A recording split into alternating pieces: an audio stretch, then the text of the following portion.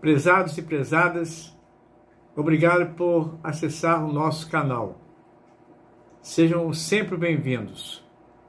Chamo a vossa preciosa atenção para o assunto que abordaremos hoje. Tem como tema Jesus no casamento. Somente o evangelista João narra esse episódio. Usaremos o método expositivo para essa palavra. A versão usada será a nova tradução da linguagem de hoje. João capítulo 2, verso 1 e 2. A Bíblia diz: 2 dias depois, houve um casamento no povoado de Caná, na região da Galileia. A mãe de Jesus estava ali. Ele e os seus discípulos também tinham sido convidados para o casamento. João diz 2 dias depois. 2 dias depois de quê? É importante esse detalhe. 2 dias depois de Jesus escolher os seus discípulos. Deus me deu o privilégio de, em 2013, visitar esse local. Hoje lá existe um templo da Igreja Ortodoxa Copta. Vi também a réplica das tábuas usadas com água que Jesus transformou em vinho. Os casais que ali estavam fizeram um voto de renovação em seu casamento. Foi uma experiência emocionante.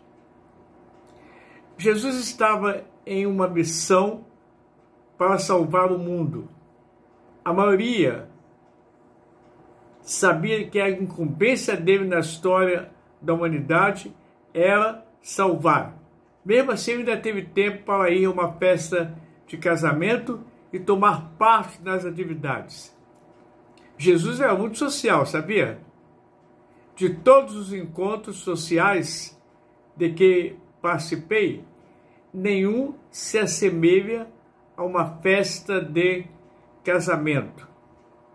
A entrada da noiva, a decoração, o bolo, a cerimônia, a expectativa do sim, o beijo e o antes e o depois. Podemos ser desafiados a pensar que em nosso trabalho tão importante não nos sobre tempo para as reuniões sociais. Mas talvez estas sejam parte da nossa missão. Jesus valorava essas ocasiões porque nelas haviam pessoas.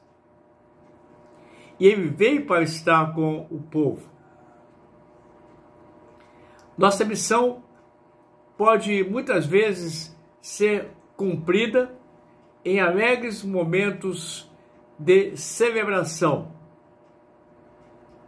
Celebrações com os outros.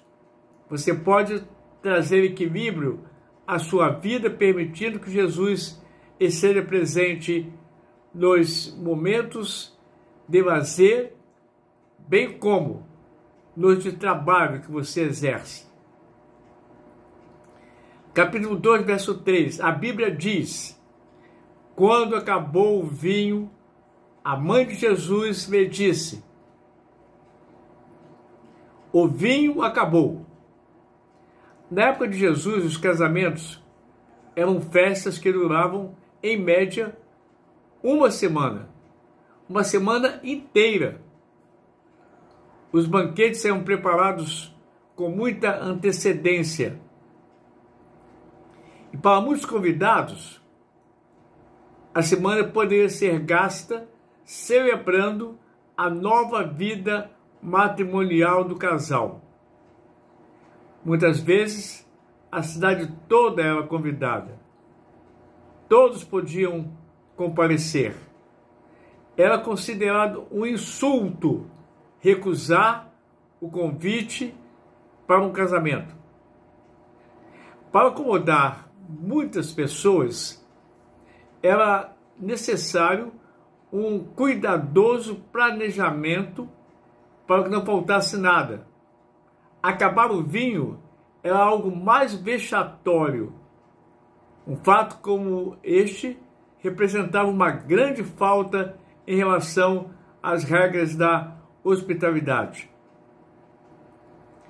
Jesus estava prestes a suprir uma necessidade e altamente emergencial.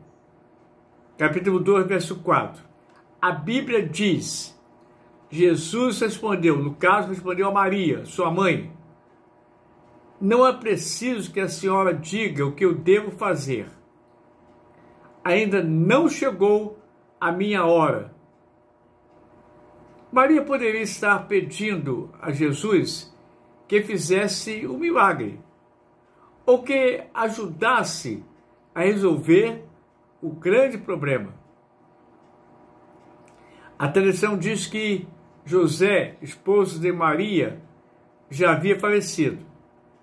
Assim, provavelmente, ela costumava pedir ajuda ao filho em certas situações embaraçosas que ela se encontrasse. É difícil entender a resposta de Jesus a Maria. É bastante provável que ela, como serva do Senhor, lembrando-se sempre da maneira e das circunstâncias divinas do nascimento de Jesus, estivesse a esperar mais um milagre. Apesar de Maria entender o que Jesus faria, confiou a ele tudo. Confiou a ele a melhor solução para aquele caso.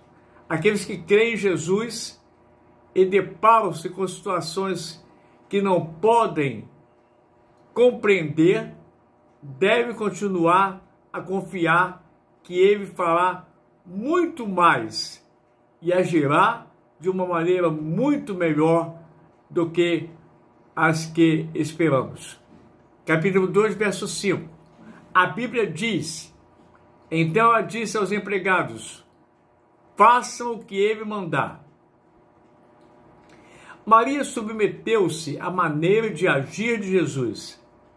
Ela reconheceu que ele era mais que um filho, dentre os muitos que ela teve. Ele não era apenas humano, ele era o Filho de Deus. Quando levamos nossos problemas a Cristo, podemos ter a certeza de que Ele cuidará de cada detalhe, cuidará de cada um deles, segundo a sua soberania. Como Maria, devemos sujeitar-nos ao Senhor e consentir que Ele trate os nossos problemas conforme o seu bem-querer. Que Deus abençoe.